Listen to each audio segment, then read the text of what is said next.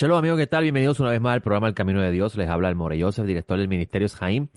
Y para mí es un gusto estar nuevamente con ustedes aquí en PAB 550 en el programa El Camino de Dios. Programa que llega a ustedes de parte del Ministerio Jaim, el Ministerio del Árbol de las Vidas, el árbol en el que fuimos hertados. Y le damos gracias al Dios de Abraham, al Dios de Isaac, al Dios de Jacob, al Dios y Padre de nuestro Señor Yeshua el Mesías, que nos ha permitido vivir un día más y poder disfrutar de sus misericordias que se renuevan cada mañana. Como ustedes saben, nuestro programa se enfoca en enseñar la Sagrada Escritura de la perspectiva hebrea. Por consiguiente, enseñamos primeramente la importancia de comprender que el Mesías es judío y que su cultura y su pensamiento está construido alrededor de esa realidad. La interpretación que él tiene de las Escrituras está fundamentado también dentro de esa realidad. Así también son sus apóstoles. Aún el apóstol que se incluyó como apóstol después de la resurrección del Mesías, como lo es Pablo de Tarso, en sus orígenes era judío, de pensamiento fariseo, y no dejó ni abandonó esta forma de pensamiento y vida, sino que la sostuvo y continuó exponiendo dentro de la realidad de la misión que el Mesías le había encomendado. Por ejemplo, usted lee una carta como la carta a los filipenses, donde Pablo de Tarso dice que todo lo da por perdido por seguir la causa del Mesías. Uno podría pensar que Pablo abandonó su identidad judía, su interpretación de la Torá, de la perspectiva farisea, y se convirtió ahora en un gentil o en un cristiano. Sin embargo, Pablo no está hablando de eso ahí. Pablo lo que está hablando es en sí de la relación que tiene esa identidad con el trabajo que le había encomendado Yeshua el Mesías como el apóstol a los gentiles. El Mesías le había encomendado a Pablo a enfocarse en la importancia de anunciar el mensaje de la redención porque los días del fin estaban cerca. Y eso es otro elemento importante a la hora de estudiar los escritos nazarenos, lo que usted conoce como el Nuevo Testamento, es tener en cuenta que sus autores pensaban que ellos estaban viviendo los últimos días. Como usted lee las cartas de Pablo, como usted lee, por ejemplo, a Pedro, que habla del tiempo del fin, igual que Pablo de Tarso, tiene que tener en cuenta que ellos están ante esa gran expectativa de que el Mesías regresaba en cualquier momento. Pablo nunca pensó que sus cartas iban a ser leídas 2000 años después, y mucho menos pensó que sus cartas iban a reemplazar lo que en el tiempo de él se conocía como la Biblia. Sí, Jesús, Pablo, Pedro, Juan, todos los demás discípulos tenían una Biblia, que no es la Biblia que nosotros tenemos hoy. Cuando digo que no es la Biblia que tenemos hoy, me refiero que nosotros tenemos una Biblia que está compuesta por dos testamentos, decisión que tuvo una persona llamada Marción, quien fue luego declarado hereje, pero aún así su definición de dos testamentos en un solo libro permaneció y sigue hasta el día de hoy. En el tiempo de Jesús el Nuevo Testamento no existía. En los tiempos de Pablo tampoco. Incluso se ha probado por medio de la academia que las cartas de Pablo son más tempranas que en lo que respecta a los evangelios. Quiere decir que los evangelios que tenemos en nuestras manos fueron escritos después de las cartas paulinas. Y eh, tenemos que tener esta información en cuenta a la hora de poder leer y entender lo que se está transmitiendo.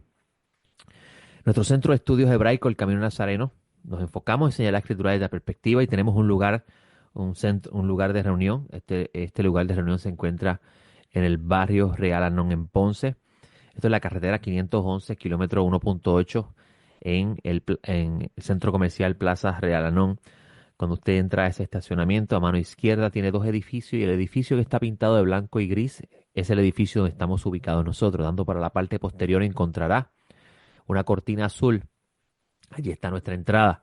Y allí nos reunimos todos los sábados a partir de las 9 de la mañana, donde dentro de las cosas que hacemos está hacer las oraciones, como los nazarenos hacían de tiempos inmemorables, porque por Israel realizaba esas oraciones.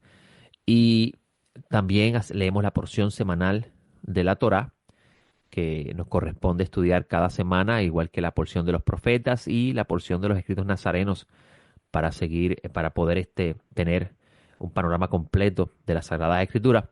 Y luego hacemos compartimos un mensaje o un comentario que en este año estamos tratando de que sea escrito, cosa de que los hermanos puedan continuar estudiando lo que estamos impartiendo. Y finalizamos con el partimiento del pan y el vino, siguiendo el Seder Nazareno. Así que usted está invitado a visitarnos. Si desea aprender la Sagrada Escritura de la perspectiva hebrea, puede visitarnos todos los sábados a partir de las 9 de la mañana en el Centro Comercial Plaza Realón en Ponce.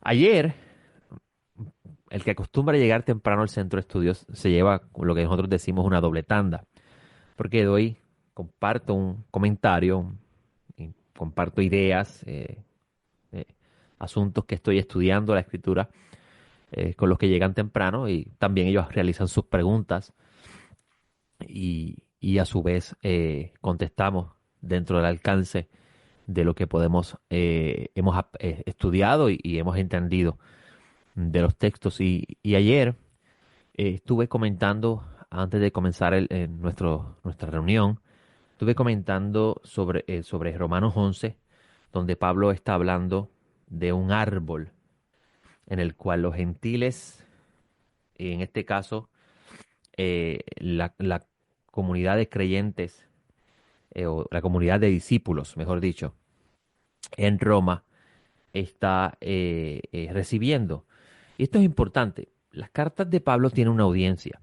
Las cartas de Pablo tiene que, para poder trazarlas correctamente, tiene que tener en cuenta de que cada carta tiene una audiencia y esa audiencia tiene un asunto, unas ideas, un pensamiento o un trasfondo que usted debe conocer a la hora de poder trazar correctamente lo que Pablo está transmitiendo en sus cartas. Pablo nunca pensó, vuelvo y repito, que sus cartas iban a ser reemplazar a los profetas y a Moisés, y que esas cartas iban a tomarse versículos aislados de diferentes cartas para establecer doctrinas o ideas teológicas. Las intenciones de las cartas de Pablo no eran estas.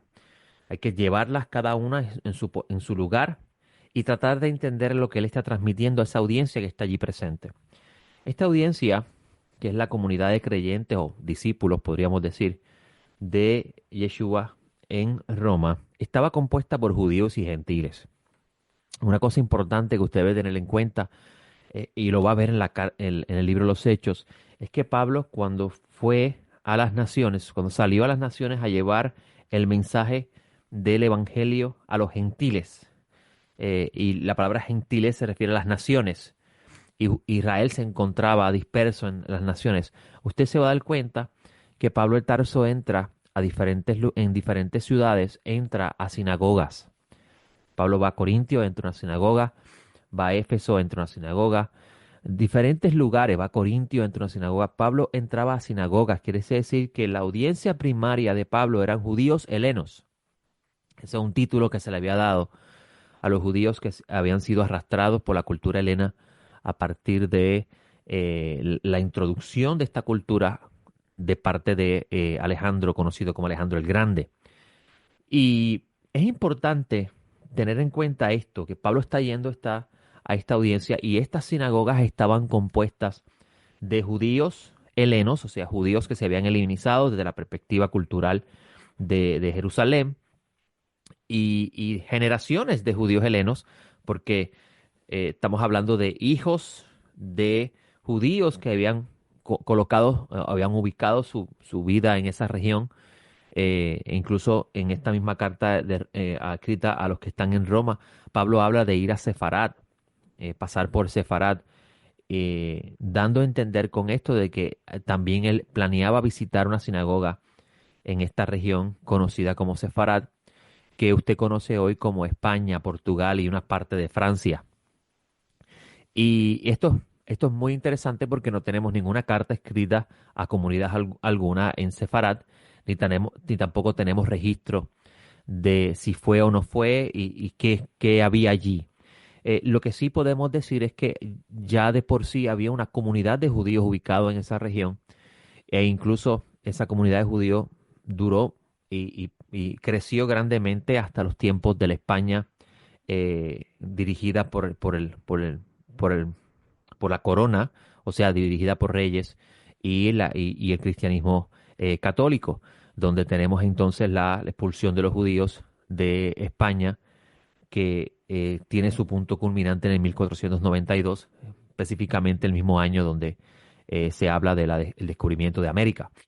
Pero regresando al tiempo, a la carta, a esta carta a la comunidad de discípulos judíos y gentiles en Roma, eh, Pablo de Tarso él escribe a esta audiencia y le está diciendo que él planea pasar a visitarlos. Quiere decir que Pablo de entrada no es el maestro inicial de esta comunidad de discípulos, y esto nos lleva a la pregunta: ¿quiénes son los que originalmente le llevaron el mensaje de la mesianidad de Yeshua a esta audiencia de judíos helenos y gentiles? Algunos comentan, y no se puede afirmar que sea del todo cierto, pero podría ser posible. Algunos comentan que algún judío heleno estuvo en el día de Shavuot, en el día de Pentecostés, cuando los discípulos del maestro Nazaret dan el discurso, o Pedro da el discurso que está registrado en el libro de los Hechos, y con esto él llega, o estos llegan, no sabemos cuántos fueron, regresan a su lugar de vivienda, donde viven, y traen este mensaje de la aparición del Mesías, algo que estaba muy expectante en esta época del Segundo Templo. Y recuerde, y le menciono a usted si no lo sabe, en el mundo del Segundo Templo no había uniformidad con respecto a qué habría de ser, quién y cómo iba a ser esta idea de la redención mesiánica que vamos a ver en los profetas y libros relacionados a esta idea en el mundo del Segundo Templo. Pablo le escribe a esta comunidad. Hay una problemática dentro de esta comunidad. Muchas personas han tomado la carta de Roma, a esta comunidad en Roma como una carta exegética donde explica perfectamente el plan de salvación de Dios y todo esto, pero obviamente esto ya es desde una perspectiva mucho más moderna en lo que respecta a la definición teológica de lo que podría Pablo de Tarso presentar. Originalmente, Pablo de Tarso no está intentando hacer esto, sino está exponiendo una serie de ideas que, si puede percatarse en la carta, hay dentro de ello cierta forma de vanagloria, o eh, el grupo se está jactando de algo, donde se entiende que los judíos helenos que estaban en esta sinagoga fueron eventualmente expulsados cuando ocurrió el edicto de expulsión de los judíos en Roma. Eso usted lo va a encontrar en el libro de los Hechos, donde se habla de esto. Quiere decir que esta comunidad probablemente se quedó sin autoridad judía en lo que respecta a dirigir la sinagoga, y algunos podrían pensar de que Dios estaba de cierta forma abandonando el pueblo de Israel y seleccionando a los gentiles como un nuevo pueblo. A lo cual Pablo en esta carta, en el capítulo 11, dice que eso no es correcto. Y resumo brevemente los primeros versículos, porque obviamente el tiempo avanza y tendría que dar una clase de varias horas para eso. Donde Pablo, en el primer versículo del capítulo 11, dice que de ninguna forma Dios ha desechado el pueblo de Israel.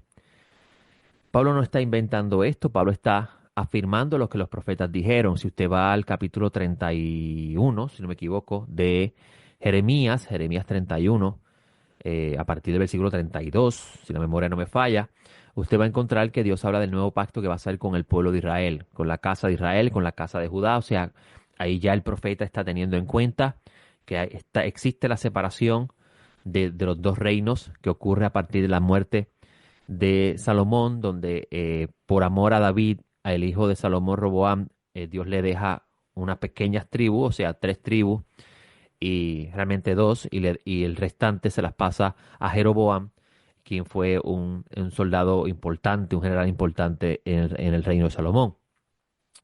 Y ya para el tiempo de este documento de Jeremías, vamos a ver que están todavía estos dos reinos separados, donde Dios habla de que Dios hará un nuevo pacto con estos dos reinos, que los volverá a convertir en un solo reino. Por eso es que dice: y este es el pacto que haré con Israel después de aquellos días.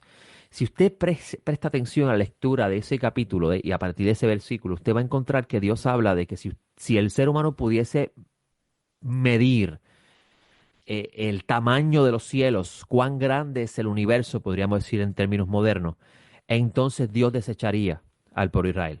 Interesante, ¿no? O sea, si el ser humano lograse medir cuán grande es el universo, entonces Dios va a desechar al pueblo de Israel.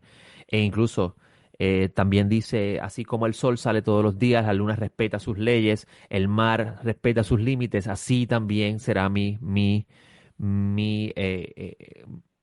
compromiso con el pueblo de Israel. Y estoy parafraseando, pero usted puede leerlo con calma en ese capítulo y versículo. A partir de ese versículo usted va a encontrar esas palabras de parte de Dios a través del profeta.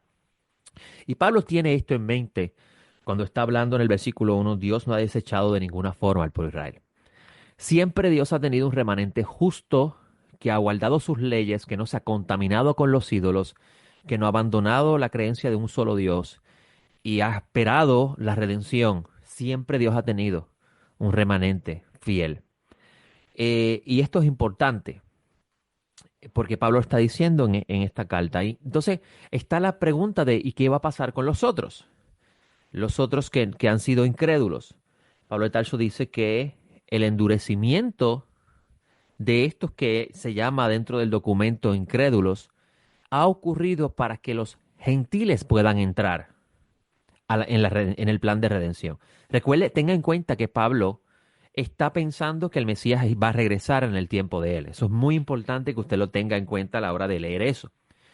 Porque si no, cuando vaya al capítulo 14 de Revelaciones y encuentre un evangelio nuevo, un evangelio que no es el que predica Pablo, que no es el que predica Jesús, ni Juan el Bautista, y estoy usando lenguaje español para que usted pueda entender lo que me estoy diciendo, pues, nombres en español, que no es el que predica Pedro, en este libro de Revelaciones que fue escrito después de la muerte de casi todos los apóstoles y solamente queda uno en Patmos.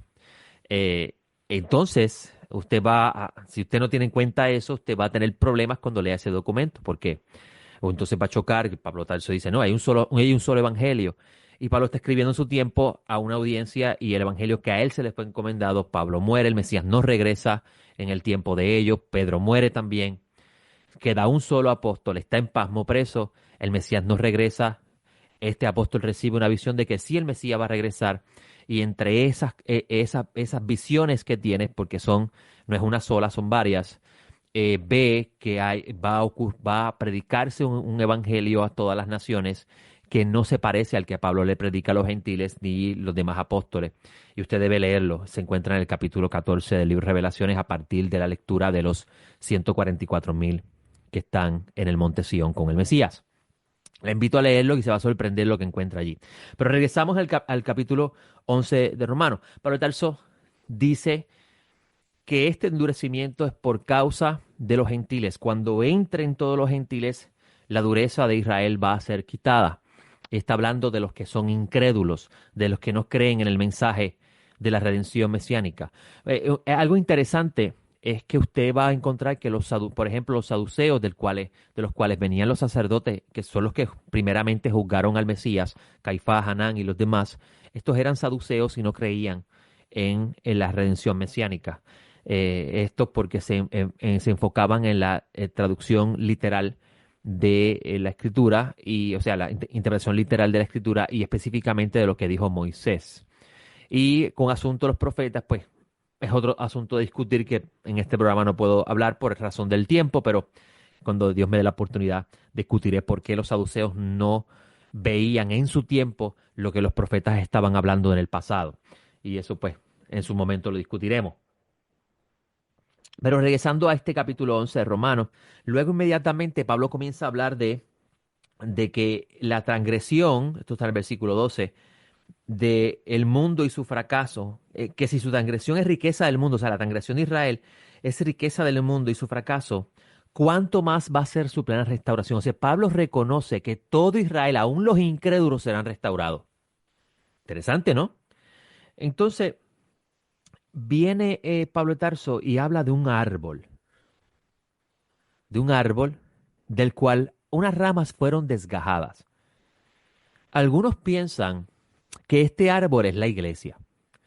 Incluso la teología tradicional de este pensamiento dice que la iglesia nació en Pentecostés. Pero tenemos un problema. El problema que tenemos aquí es que Pablo habla de unas raíces que sustentan este árbol. Y que lo que Pablo está diciendo aquí, amigos que me está escuchando, no es un invento moderno de Pablo, es algo que se encuentra en los profetas. Pablo, cuando habla de este árbol, está teniendo en cuenta lo que todos los profetas y demás escritos hablan con respecto a los justos ser plantados por Dios.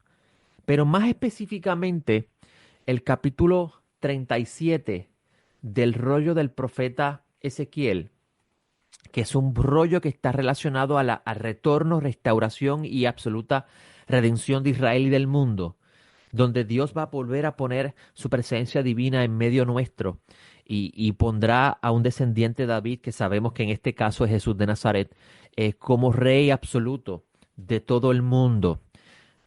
Vas a encontrar en el capítulo 37, versículo 15, un texto muy interesante de este rollo, donde el profeta está recibiendo de parte de Dios una visión con respecto a dos palos, que la palabra hebrea es la misma palabra que se utiliza para árbol, o sea, dos árboles, que dos palos que van a representar dos árboles, que los va a poner uno solo en su mano y se va a convertir en un solo árbol.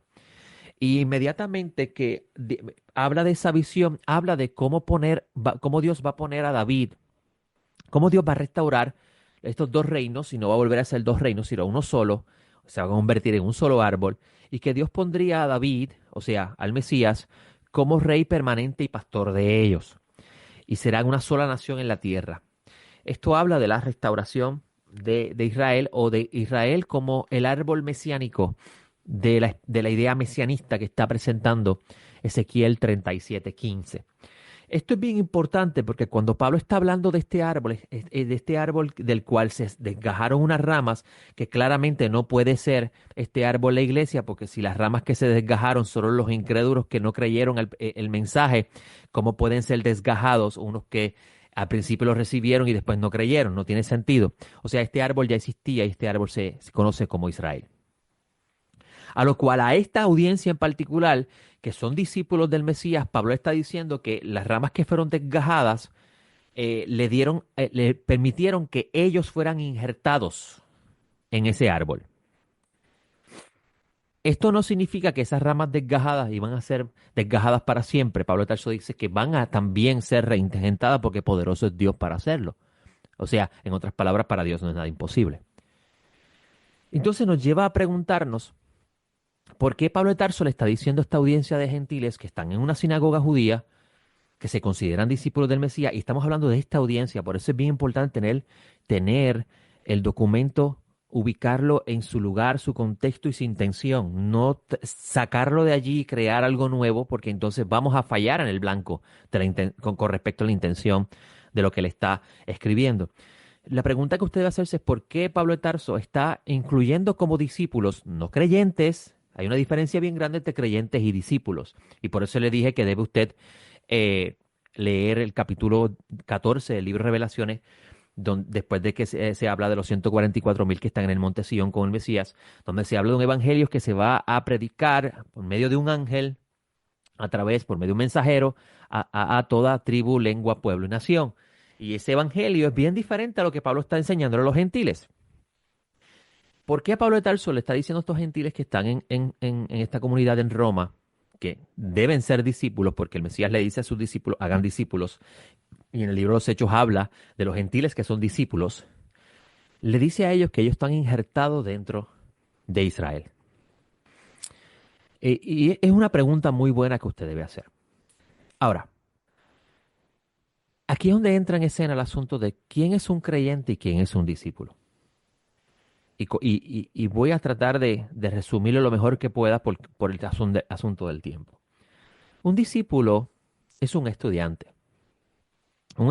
que está siendo educado no en un credo, no una formación teológica, sino en una forma de vida, una forma de pensamiento, algo que no conocía. Jesús de Nazaret le dice a sus discípulos que hagan discípulos a las naciones y le enseñen a guardar las cosas que él ha ordenado, y que haga en ellos un bautismo que en el mundo del segundo templo se refiere a una transición de una forma de pensamiento y vida a otra. Eso es lo que representa el bautismo en el mundo del segundo templo, e incluso una iniciación en lo que respecta a en una escuela de educación. Y un discípulo está siendo educado en una escuela. Los gentiles no sabían nada sobre el Dios de Israel. Los gentiles no sabían nada sobre el Mesías. ¿Qué es el Mesías? ¿Quién es el Mesías? ¿Por qué debe venir un Mesías? Los gentiles no saben nada de eso. Y tampoco los gentiles saben nada del Espíritu de Santidad o el Espíritu de Dios, porque a ellos no les fue entregado esas revelaciones. Así que Dios le encomendó a Israel ser el maestro del mundo. Y siendo estos primeros discípulos judíos, parte del pueblo de Israel, habiendo aparecido el Mesías entendiendo lo que los profetas dicen, por ejemplo, Zacarías, Isaías, donde habla que de las naciones habrán también estudiantes y personas que andarán en los caminos de Dios. eh, Jesús de Nazaret le dice a sus discípulos, vayan y hagan discípulos de naciones. Debe usted leer ese documento teniendo en cuenta que para esa audiencia el Mesías regresa pronto. Porque recuerde que el Mesías no sabía cuándo iba a ser su regreso, ni estaba en las manos de él decidir cuándo él regresa. Él mismo lo afirma, amigos. Eso está en los escritos. Algunas personas dicen, no, no lo sabía en ese momento, pero tan pronto ascendió al cielo, ya lo sabía. No, eso no es la forma de pensar del mundo del segundo templo, específicamente del mundo judío de Jesús. Eh, la redención está en las manos de Dios. Y Dios decidirá cuándo el Mesías regresa. Y Dios sabe cuándo el Mesías va a venir. Y hay una serie de condiciones que tienen que cumplirse para el retorno del Mesías. Y eso será para otro programa. El asunto que venimos diciendo aquí es que a esta audiencia en particular, Pablo lo está diciendo, que ellos están siendo injertados en un árbol. Para ser injertado en ese árbol, esto significa que estas personas tendrían que vivir un discipulado que sería muy diferente a un creyente. Un creyente escucha un mensaje, lo cree, vive lo más puro posible, pero su forma de educación y vida no es igual a la de un discípulo. Un discípulo sabe mucho más las interioridades del asunto, está más educado, está constantemente y progresivamente haciendo un avance hacia la meta de lo que él aspira, y es ser igual a su maestro. Y esto es bien importante que lo tenga. Le traigo la cita de Revelaciones capítulo 14 para que se quede registrado, para que ustedes puedan ver la diferencia entre un creyente y un discípulo. Y por qué es importante ubicar las cartas paulinas en su lugar y su contexto. Hay un profeta, Isaías, que dice que van a haber naciones que se van a unir al pueblo de Dios para servir a Dios, para convertirse en sus ministros. Un discípulo es una persona, en el caso del discipulado mesiánico, es una persona que enfoca en eso. Y no estamos hablando de asistir a academias teológicas y recibir títulos teológicos, aunque son muy buenos, pero no es el contexto de lo que se está hablando en esa época pasada, porque eso no existía en esos tiempos, ¿ok? Y tenemos que ubicar todo eso en su contexto. Si usted va al libro de Revelaciones, capítulo 14, versículo 6, usted va a encontrar un documento muy interesante que le debe llevarlo a usted a preguntarse, ¿y por qué esto ahora? ¿Habrá habido un cambio? No, no ha habido un cambio de lo más mínimo. Simplemente que debemos entender por qué Pablo es enviado a los gentiles a ser discípulos y Pablo muere y ahora hay un evangelio para las naciones que no está relacionado a discipulado, sino que está relacionado a creer en la redención. Dice el versículo 6. Vi otro ángel volando en medio del cielo que tenía un evangelio eterno para proclamarlo a los asentados en la tierra, es decir, sobre toda nación, tribu, lengua y pueblo. Mire qué interesante, un evangelio eterno. Versículo 17 nos va a decir ahora qué es ese evangelio eterno. Que decía a gran voz, dice el versículo, temed a Dios y dadle gloria, pues la hora de su juicio ha llegado. Adorad al que hizo el cielo y la tierra, el mar y las fuentes de agua. En ese evangelio, amigo, no está incluido en creer en la muerte y la resurrección de Jesús. ¿No le parece interesante eso? En convertirse en discípulo de Jesús el Mesías. ¿No le parece interesante eso? Y uno debe preguntarse por qué. La respuesta está en la propia escritura, pero tenemos que trazarla en su contexto y su orden correcto. Usted no puede llevar el libro de Revelaciones a las cartas de Pablo porque fue escrito después. Usted tiene que tener en cuenta que el libro de Revelaciones tiene un contexto y una razón de ser. Este último apóstol se encuentra en Pasmo y el Mesías no regresa. Teniendo en cuenta que en algún lugar, en algún momento lo dijo, no va a haber uno aquí que no va a ver la muerte hasta que vea al Mesías venir en su reino. Ese documento, el libro de Revelaciones, está escrito dentro de ese fundamento de esas palabras, el fundamento de esas palabras. Y por eso es que usted va a ver que el libro de Revelaciones habla del retorno del Mesías, pero las cosas que deben suceder antes de esta. Y entre esas cosas está la proclamación, después de la muerte de todos los apóstoles, la proclamación de un evangelio a las naciones, que simplemente consiste en temer al Creador y reconocerlo a Él. Pero ¿quién es este Creador? ¿Quién es este Dios? Nosotros hemos hablado anteriormente en este programa que el Mesías tenía un Dios y que este Dios del Mesías también era su Padre. Y sobre este Dios es el que está hablando este versículo 7 del Evangelio que está predicando o está anunciando este ángel que las naciones deben conocer. El único Dios verdadero, como dice Jesús de Nazaret. Se me ha terminado el tiempo. Le doy gracias al Eterno por este espacio y espero que este pequeño espacio, de lo que comentamos hoy con respecto al árbol de Pablo en Romanos 11, le ayude muchísimo a entender la riqueza y los tesoros que estos discípulos del Maestro Nazaret dejaron para nosotros poder comprender mucho mejor la percepción que ellos tenían con respecto a la mesianidad del Mesías y la esperanza mesiánica, que debe restaurarse en su contexto original para que entonces podamos entender el resto del libro. Les habló el More Joseph, le doy gracias al Eterno por este espacio, nos vemos en la próxima. Shalom.